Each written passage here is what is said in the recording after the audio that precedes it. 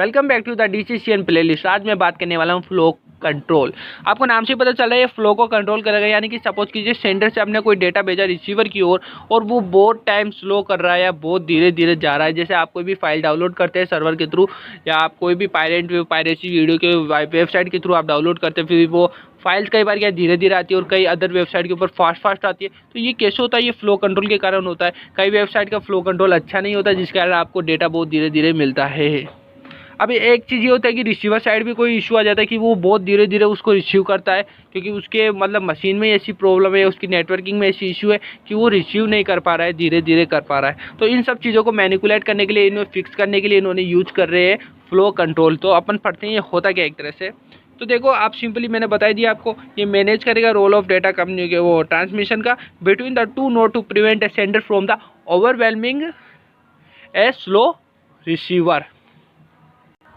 अब क्या है, फ्लो कंट्रोल का सीधा काम ये है कि हमें अपनी रेटिंग को फास्टर करना है, तो फ्लो कंट्रोल को यूज करेंगे। इसको दो पार्ट में डिवाइड किया इन्होंने। पहला बोला है कि स्टॉप एंड वेट करेंगे, सेकंड वन बोलता है स्लाइडिंग विंडो, यानी कि स्टॉप एंड वेट से ये बात है कि आप जैसे पहला डेटा भेजोगे, फिर उसको एक्नोलेज करोगे, फिर दूसरा डेटा भेजोगे, यानी कि एक टाइम में एक ही फ्रेम जाएगा, यानी कि कलेक्शन ऑफ बिट जो आपका एक फ्रेम है वो एक टाइम में एक ही बार जाएगा। जबकि स्लाइडिंग विंडो जैसे स्लाइड करते हैं विंडो को ऊपर नीचे, लेफ्ट राइट, और अब जैसे मल्टीपल विंडोज होती है उनको कर सकते हैं। तो इसलिए इन्होंने बोला है कि ये क्या है, सेवरल फ्रेम्स को एट ए टाइम, यानी कि एक से ज़्यादा फ्रेम को एक ही टाइम के अंदर ये सेंड कर देता है। तो ये स्लाइडिंग विंडो के केस के अंदर आता है। अब देखते हैं सबसे पहले स्टॉप एंड वेट का क्या बेनिफिट है, एडवांटेज क्या है, डिसएडवांटेज क्या है, क्या इसका डायग्राम है। अब अगर बात मैं करूं कि स्टॉप एंड वेट की, तो सिंपली क्या करेगा कि आपका message is broken into the multiple frames and receiver indicate करता है कि मैं रेडी हूं रिसीव करने के लिए फ्रेम्स को। इसी प्रकार क्या होता है कि सेंडर वेट करेगा कि जो आपने जो सेंड किया है डेटा उसको एक्नोलेज करेगा कि हाँ उसको मिल चुका है। वो बंदा रिसीवर उसको एक्नोलेजमेंट भेजेगा, कि स्वीकार्यता भेजेगा कि हाँ उसने एक्नोलेज कर लिया है। तो अगर अपन डायग्राम में देखें तो सिंपली देखो, इन्होंने जो मैसेज को ब्रोक करा, सबसे पहले एक छोटा सा फ्रेम गया डेटा का रिसीवर के पास। रिसीवर सेंटर को भेजता है एक्नोलेजमेंट कि हाँ मुझे मिल गया। लाइक अपन व्हाट्सएप के ऊपर देखते हैं कि ब्लू टिक आ गया, अपन को पता चल जाता है कि उस बंदे ने सीन कर ली वो चीज़। सिमिलरली यहाँ पर इसने सीन कर लिया, सीन का मैसेज भेजा, यानी ब्लू टिक का अपन को पास मैसेज आ गया, एक तरह से एक्नोलेजमेंट आ गई अपने पास। तो उस चीज़ को एक्नोलेज करके हम दूसरा डेटा भेजते हैं। इसी प्रकार एक्नोलेज मिलती है। और सपोज कीजिए जब पूरा डेटा चला जाता है तो फाइनली एक्नॉलेजमेंट यहाँ पे ये बंदा भेजता है रिसीवर सेंडर को, और ये बताता है एक्नॉलेजमेंट हो गई। लेकिन एक चीज़ इसके अंदर ये होता है कि कई बार यहाँ से डेटा जाता है लेकिन यहाँ पे लॉस हो जाए बीच के अंदर, तो लॉस हो जाने का खतरा रहता है स्टॉप एंड वेट के अंदर।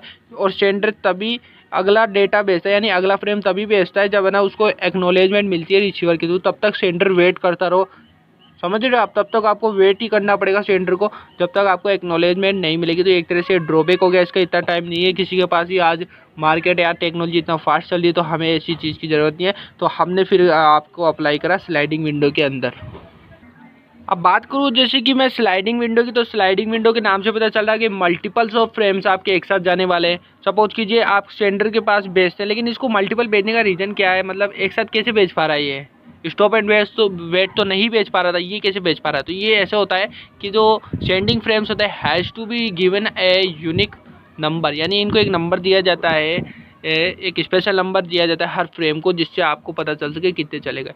लाइक सपोज आप फ्रेम नंबर को 0 दिया गया, फ्रेम नंबर 1 को दिया गया। अब इस रिसीवर के पास 0 और 1 पहुंच चुका है, तो ये एक्नॉलेजमेंट भेजेगा कि मेरे पास 2 नहीं आया है। तो एक्नॉलेजमेंट 2 यहाँ पे जाता है, और ये यहाँ पे सपोज कीजिए फ्रेम 2 यहाँ से भेजता है, लेकिन समहाउ ये यहाँ पर लॉस्ट हो जाता है। Then in this condition what we do, so आप क्या करते हो, फ्रेम नंबर 3 तब तक आपका चला जाता है, क्योंकि 2 3 एक साथ आप मल्टीपल भेज रहे हो, तो 3 चला जाता है। देन आप इधर दोबारा भेजते हो कि मेरे पास 3 आ गया लेकिन 2 नहीं आया, तो फिर आप यहाँ पे नॉन एक्नॉलेजमेंट भेजते हो, यानी नॉन एक्नॉलेजमेंट का अर्थ होता है कि आपके पास सेकंड नहीं आया है, अभी भी तीसरा भी आ गया, सेकंड नहीं आया, इससे पहले वाला नहीं आया मतलब, देन आपका सेकंड जाता है।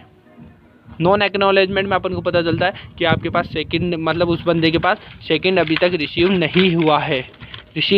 तो ये चीज़ यहाँ पे करता है, और ये आपका टाइम स्लेट देखने को मिलता है। और इनको ऐसे आपको बिटवाई आपको यह शो करना पड़ता है, प्रत्येक को एक नंबर देना पड़ेगा फ्रेम को, तभी आपको पता चलेगा कौन सा चला गया, कौन सा नहीं चला, कौन सा लॉस्ट गया और कौन सा हमें दोबारा भेजना। तो हर चीज़ का इन लोगों के पास एक तरह से हिसाब है। ये 2 चीज़ यूज करता है sliding window, go and back, जाओ वापस आ जाओ, लाइक दिस।